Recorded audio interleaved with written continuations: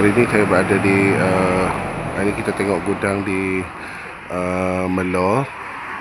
Okey, ni gudang dia, betul-betul tepi jalan utama. Okey, kita masuk.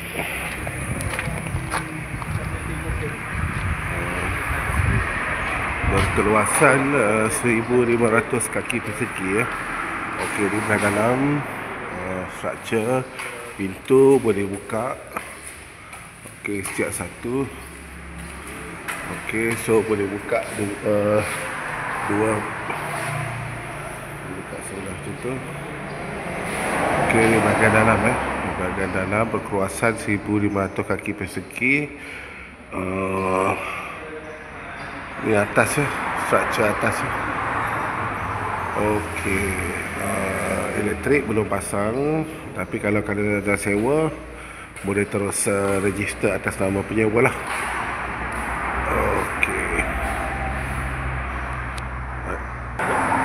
Okey, di bahagian luar jalan dan